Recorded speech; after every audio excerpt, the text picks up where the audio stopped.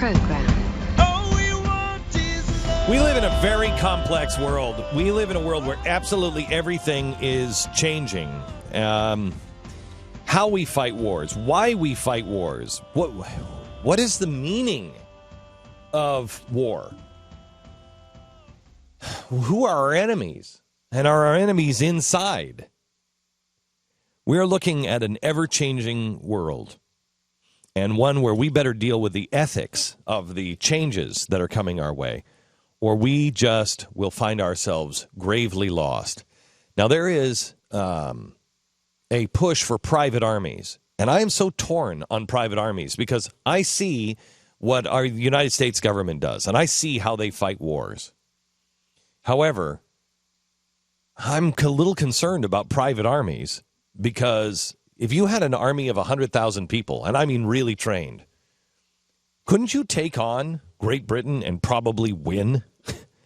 I mean, if it wasn't the Allies getting involved, if the United States wouldn't get involved, but I mean, if their ally was France, you probably win faster. Erik Prince is one of those guys, and he started Blackwater. Now, Blackwater is something that has been so demonized by the press that I don't even know for sure what to believe. Unless you read a book called Civilian Warriors: The Inside Story of Blackwater. This is how clear this book is. If you go just to the back cover, you see an endorsement. You should read this book because we have preconceived notions about what this force is and what it means to the United States. And it's important to get the view of an individual who experienced it and dealt with it. That's John Stewart that wrote that. John Stewart changed his opinion on Blackwater because of this book, Civilian Warriors, and Erik Prince is on with us. Hey, Erik, how are you? Hey, Glenn, how are you? I'm very good. Let's just start with just the overall concept of private armies. Why should we feel comfortable with private armies and contractors now working for the State Department? Look, Blackwater was not a private army in any way. We were a service contractor that provided services to the U.S. government that ranged from training to aviation support, resupply, logistics, construction, and security. At no time did we ever have a standing army of people waiting around to do something. There were contractors that were contracted to the State Department, operating to the detail of a 1,000-page contract of a competitive bid, and their job was to provide bodyguard services. Or in other cases, we might be doing training the Afghan border police, or building a narcotics interdiction unit. So there's a lot of misconception. There's a reason I write about it in the book. There's a whole chapter on the history of battlefield contractors in American history, even. And you go back to the founding of the country. The first colonists were actually private companies listed on the London Stock Exchange, like the Jamestown and Massachusetts Bay colonies, and they hired former soldiers to protect the colony and to assist with their logistics. And I go through much of American history. Even 9 out of 10 ships taken during the American Revolution were taken by privateers, okay? Private ship, private crew, issued a hunting license. It's actually called for in the Constitution, called the Letter of Marque and Reprisal, that allowed private vessels to go after enemy vessels. So our country has done this for a long time, in some areas more than others, but contractors on the battlefields is truly as old as warfare itself. So why is it because the people on Capitol Hill do not like you? I mean, some do, some don't. They don't like the idea of Blackwater. Why is it that... Well, that's good, because most of America doesn't like them either. I'm with them. Why is it that they're so afraid? They shouldn't be afraid. They should look at the private sector as being able to offer a price check, okay? When you send something overnight, you used to only be able to send it via the Postal Service. Now you have FedEx, you have UPS, you have DHL, you have other private vendors that can do something that used to be a government monopoly. They can do it cheaper, better, faster, and more reliably. My point about the private sector doing some of the things around the periphery of government support, whether it's aviation maintenance, resupply, training, logistics, all those kind of things. The private sector, I mentioned a lot of examples in the book that they can do it cheaper, better, faster, because we as a private operator have to meet a price. So what is it they're afraid of? What is it they're afraid of? Just losing their power, their control, their what? Well, I think the left doesn't like the military as it is, let alone if a private organization does it. I mean, the hard left generally does not like capitalism or the free market. Right. So, thus, free market forces operating anywhere, whether it's charter schools or school choice or any kind of privatization of anything, they dig in against. So it doesn't surprise me that they would be against contractors. And my only point about contractors supporting national security is because contractors have information at their hands about what something actually costs, we can make better, more rational economic decisions. And I'll give you an example. We were hired on a competitive bid to provide helicopters to embark aboard a military sealift command ship. Okay, that's a supply ship. And we showed up to do that job with 2 helicopters and 8 guys, replacing the Navy, who was doing it with 2 helicopters and 35 guys. And for every 35 guys they had deployed, they had another 70 or more back in the States. So apples to apples, pretty clear to see who does that job cheaper. I'm not saying we're any smarter than that Navy admiral that put that program together. No, it's a different system. But he just called for 35 or 70 or 100 people from the Bureau of Naval Personnel. Didn't have to pay for them.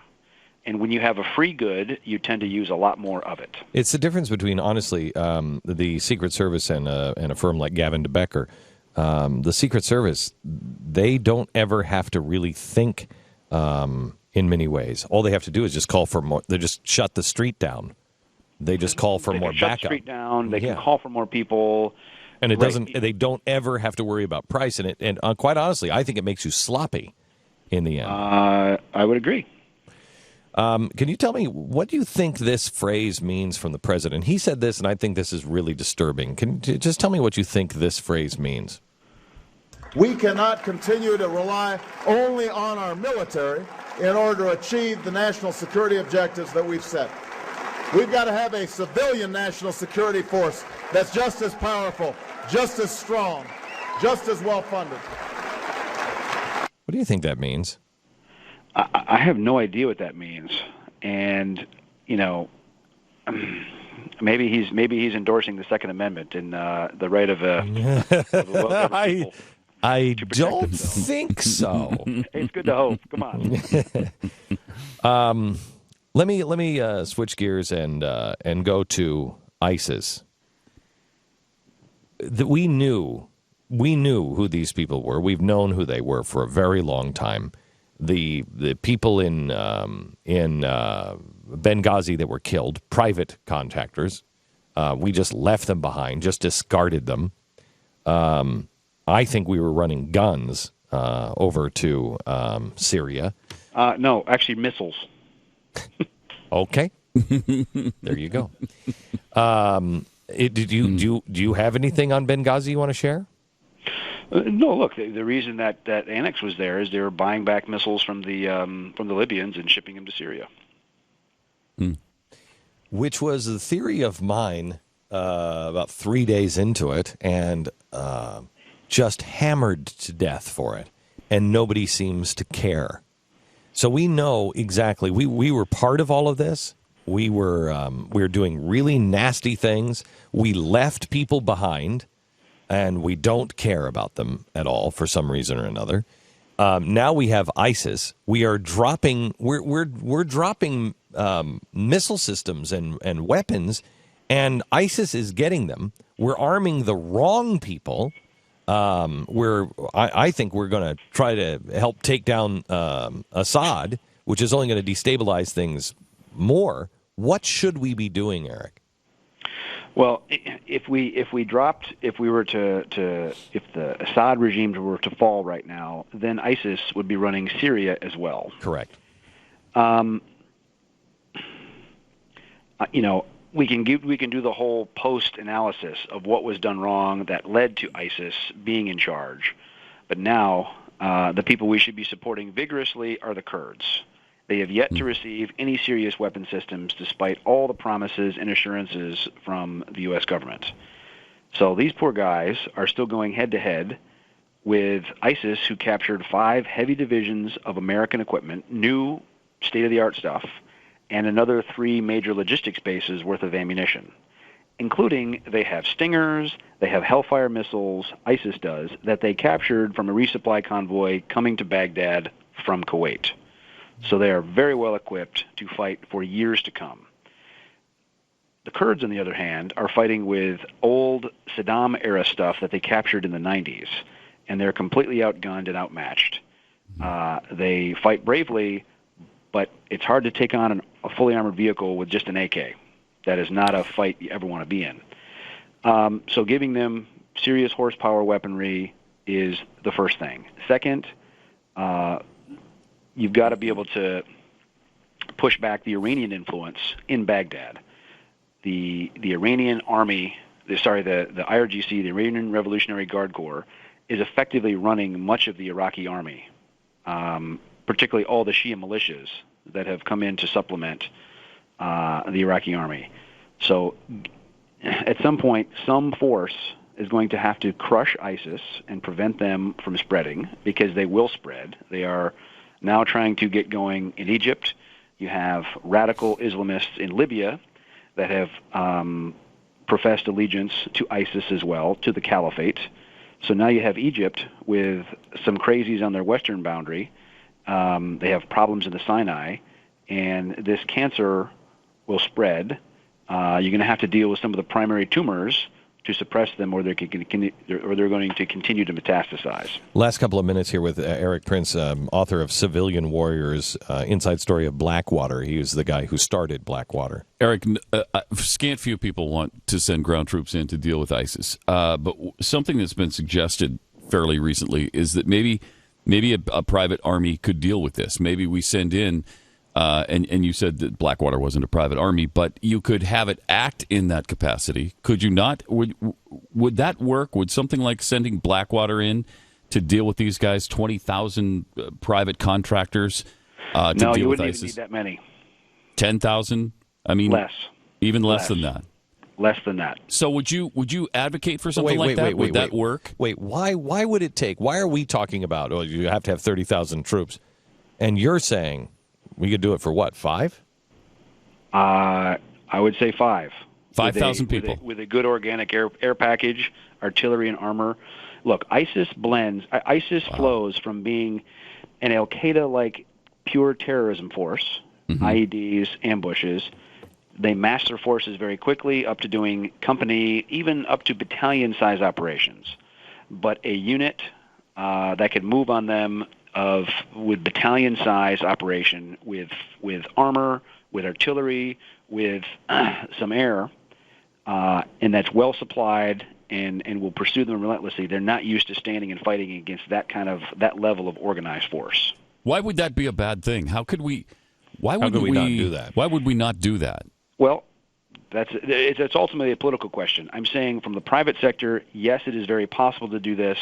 I know people very well who know how to organize this, and it should be an option. And that's why I talk about it in the book. This is an option that's been in the toolbox of the American decision makers for a long time. It's a toolbox there.